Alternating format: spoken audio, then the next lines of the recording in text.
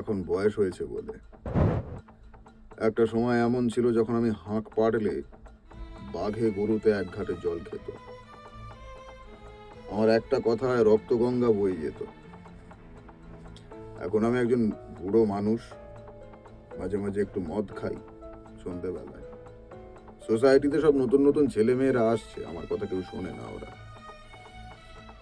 বাঘ যতই বুড়ো হোক, সে স্বীকার করতে ভোলে না।